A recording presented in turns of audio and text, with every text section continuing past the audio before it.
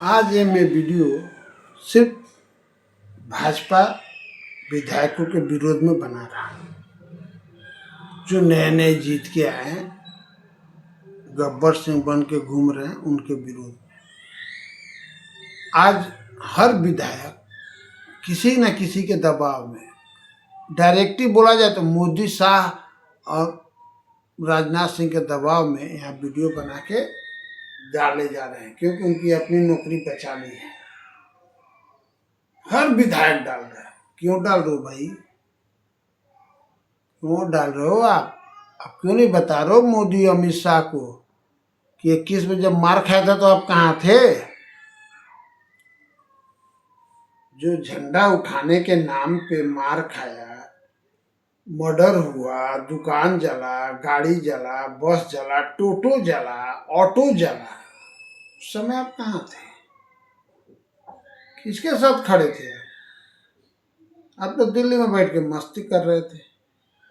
आपका झंडा उठाने के चलते लोग मरे हैं, लोग बर्बाद हुए हैं, बंगाल छोड़े हैं। इसलिए आप बंगाल को इस तरह ट्रीट मत कीजिए कि जो आज अपना आवेग दिखा रहा है, ना कि हिंसा कर रहा है। कोई भी बीजेपी कार्यकर्ता हिंसा नहीं कर रहा है, ये मैं गारंटी से बोल सकता हूँ।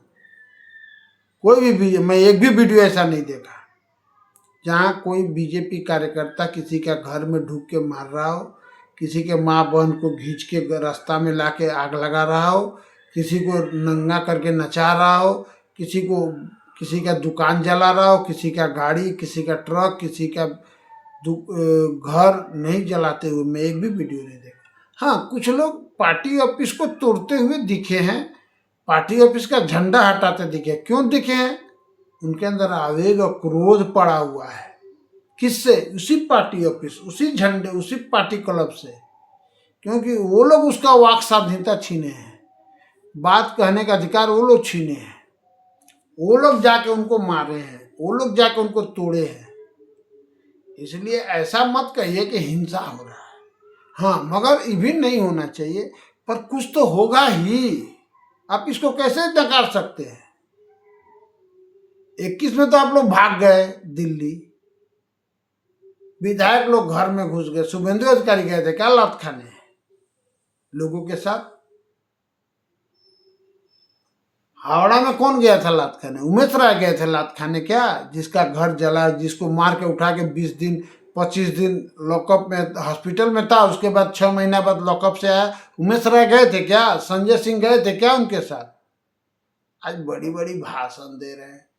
देखिए, कार्यकर्ता से पार्टी होती है, पार्टी से कार्यकर्ता नहीं होता है। कार्यकर्ता कल सीपीएम में जा सकता है, कल कांग्रेस जा सकता है। आप कहाँ जाएंगे? आप भी बदल लेंगे, अलग बात है, पर कार्यकर्ता कहाँ जाएगा? कार्यकर्ता से पार्टी होता है, पार्टी से कार्यकर्ता नहीं होता है। आप इस तरह पार्टी कार्यकर्ताओं को धमका नहीं सकते हैं। कोई भी विधायक, कोई भी, राष्ट्रपति से लेके प्रधानमंत्री, स्वराष्ट्र मंत्री, गृह मंत्री, किसी का औकात नहीं है कार्यकर्ता को धमकाना है। पार्टी का नहीं है। अरे आपका पार्टी नहीं है, आपको पार्टी का कितने बूथ पे एजेंट दिए थे आप? पब्लिक का आवेग, क्रोध आपको जिताया है, न कि बीजेपी का समर्थन में कोई नहीं वोट दिया है। सब टीएमसी के विरोध में वोट दिया, इसलिए आप जीते हैं 205, 7, 8 से। समझ रहे हैं? ये मत समझिए कि बीजेपी का समर्थन, टीएमसी का विरोध में लोग वोट किए हैं। और वो वोट सक्सेस कब हुआ? जब लोगों के आवेग, जो क्रोध जो अंदर बैठा था, वो निकला है।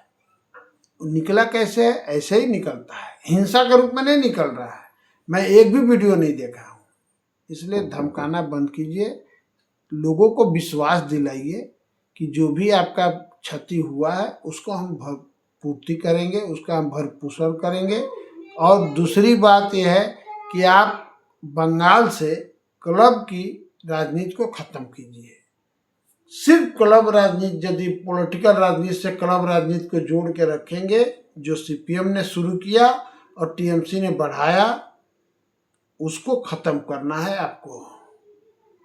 उसको खत्म कीजिए और लोगों को धमकाना बंद कीजिए। कार्यकर्ता ही आप हैं, आपसे कार्यकर्ता नहीं है, कार्यकर्ता से आप हैं।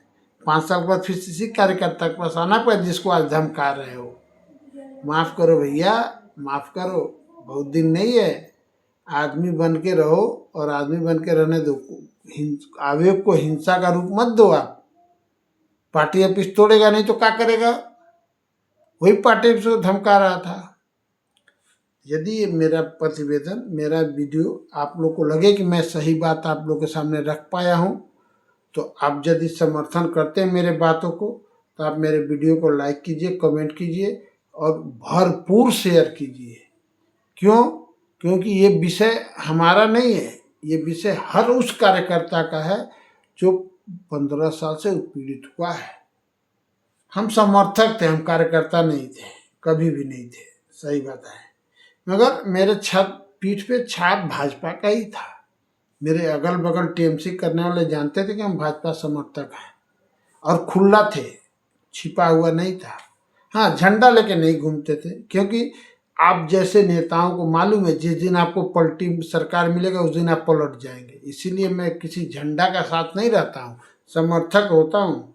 समर्थक कल बदल सकता है, इसलिए आप भी इस बात को समझिए।